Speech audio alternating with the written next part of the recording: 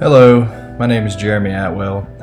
I chose to do my final project on photographer Ansel Adams.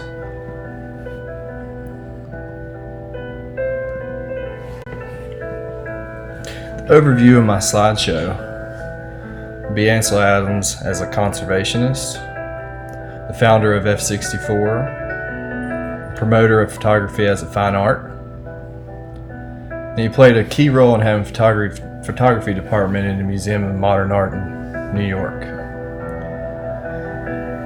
He's the most well-known photographer in America, and he created the zone system, which is still used today. Ansel Adams' photography style consists of a realist style, sharp contrast, and deep focus.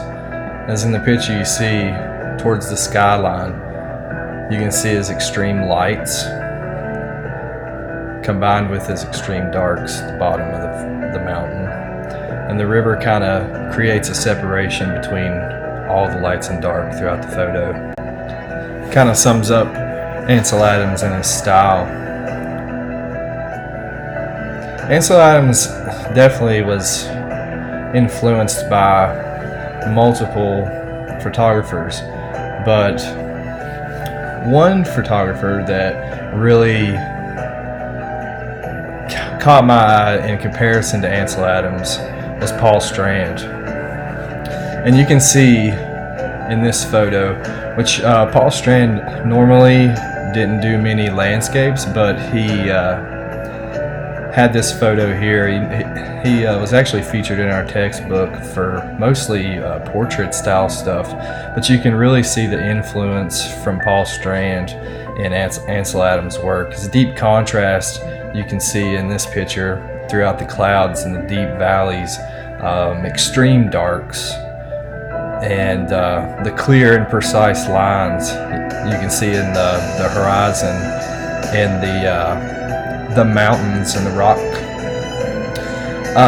Ansel Adams was going to be a professional pianist and thought he pursue music, and he took his first photograph at age 14, and his parents and him visited Yosemite, and I'm really glad that he did because he is truly amazing. But Paul Strand, here's some of his most known work here on the right. This picture of the blind woman was featured in our textbook. But again, even in his portrait style stuff, you can see the influence that Paul Strand had on Ansel Adams just due to the contrast of his photos. Ansel Adams was a co-founder of the group called F64. They shared the same interests and band together pretty much to fight against the popular style of photography at the time, which was the fictionalistic approach to photography called pictorialism. And the group of photographers shared a common ground in their sharply focused image and carefully framed. And they definitely had a Western United States viewpoint on their specific photographs. And once again, it was a opposition to the mainstream pictorialist style, which was kind of a blurry, more metaphoric form of photography versus a realistic, pure photography. F64 consisted of a lot of different photography. Some were featured more often than others, but here's a list of some of the more famous photographers that were part of this F64 group. And in the photo featured here, you can definitely see the inspiration and the style in which the group kind of objectified and practiced. So back to the zone system. This was probably one of the most interesting things of Ansel Adams. I'm not very I don't really quite understand the system, maybe because I've never did it myself, but it seems to me like it was a way to alter the photograph in its contrast, and the sharp lines and the deep tones of the photograph was actually edited before the darkroom. So it was a way for a photographer to put an artistic approach on a photograph in any way that they wanted to, and kind of give that image of the deep dark tones and the sharp lines. And it was surprising to me that it was altered. Like I said, I've never seen this, and I'd love to see the process, because it really does explain a photo very, very well. It's almost unrealistic how realistic these photos are. So Ansel Adams is definitely a conservationist, and he helped promote national forest and protection on these great lands, and he used photography as not necessarily a weapon, but proof that these lands need to be protected and saved.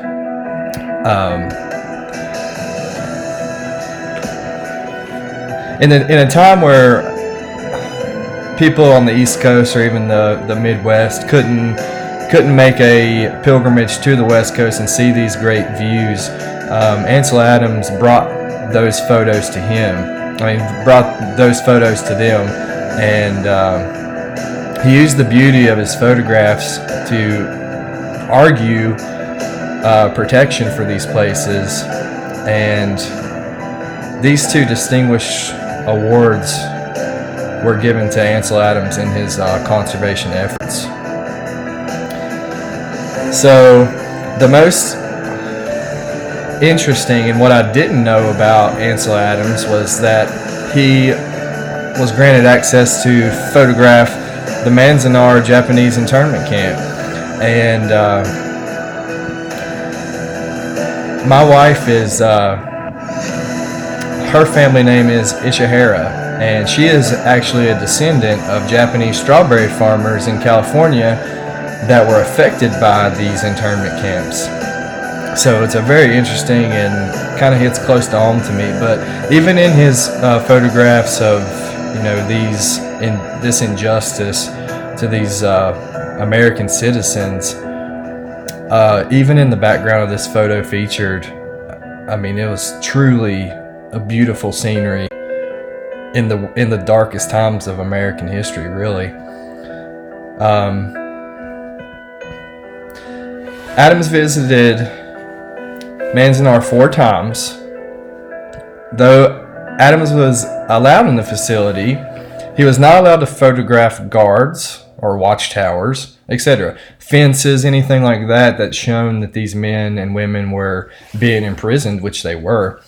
The question was brought up of, was it possibly propaganda, to kind of let the American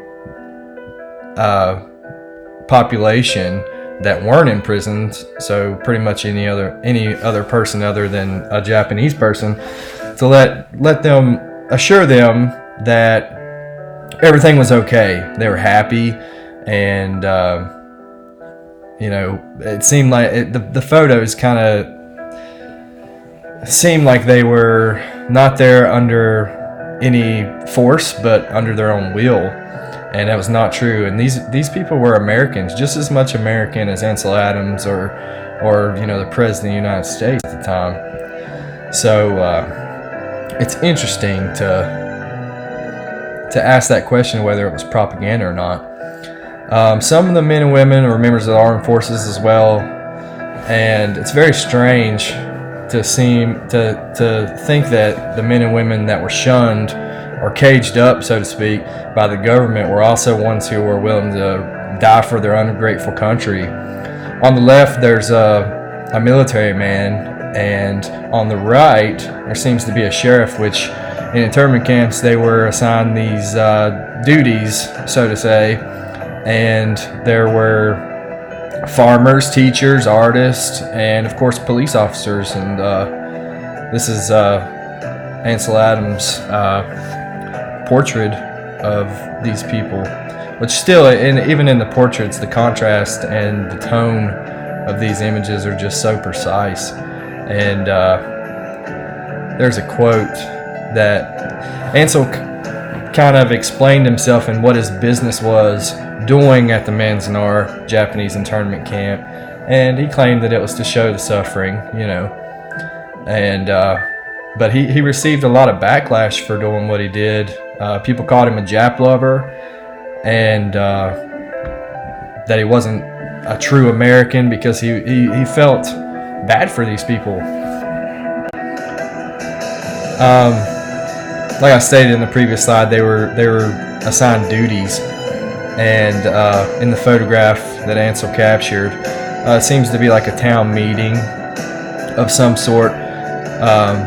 But even though they, the American flag's flying high in the background, there was some great injustice going on at this time that Ansel captured, and I'm not positive, but I'm pretty sure that the woman sitting down looking at the man standing up is a government official that overseen the process of these town meetings, which is, is a dark time. But that, there was pictures of sports, and everybody was happy and energetic. It really raised the question of whether Ansel was sending back these photos to the government to kind of show, to let people know that everything was okay when it really wasn't, and it really wasn't cool. But these are my personal inspirations, some photographs that I've taken. This is another, which I did alter to a black and white, just to show the contrast of the lights and darks and the separation. This is Real Retreat Lake. It's really pretty this time of year. This is Walker's Creek in Marion. Once again, I opted out of making it black and white just because of the vivid colors.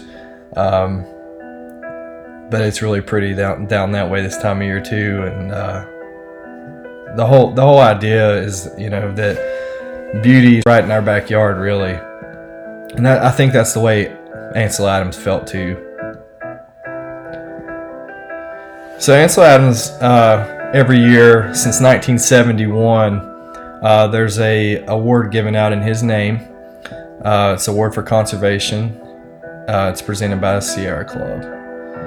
He taught many photographers, and his style is still relevant.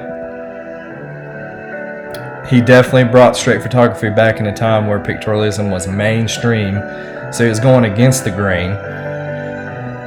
He developed the zone system, and not only the zone system, but his style is definitely true and pure. He connected conservation with fine art, and that seemed to be Ansel Adams' main goal.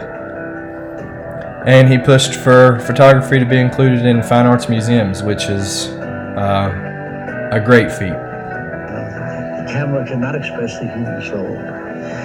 So the only answer I had to that was, well, I don't think the camera can, but maybe the photographer could. Leave you with a little quote there from a video, and that explains Ansel Adams in a couple sentences, that the camera is just a medium, but the photographer definitely can create art and emotions due to their artistic ability. And I like to say that I really appreciated all that I've learned, and it's really changed my outlook on photography and the way that I see the world. Like I said, I'm really lucky to be able to see a lot of pretty landscapes, and it's really hard not to drive by these beautiful landscapes and not think of photographers like Ansel Adams and this class. It's really changed my outlook on how I view the world, and your eyes are a camera all in itself, and you pass things and you're like, wow, that would be a great picture, and I have this class to thank for that. Thank you very much. I've taken over the past few weeks. This is a photograph of Elk Creek Valley. I'm really fortunate to be able to see a lot of Jefferson National Park on a daily basis. But I know that Ansel does mostly black and white, but the color was so vivid in this. But it was inspired by Ansel and the landscape and beauty that we need to protect.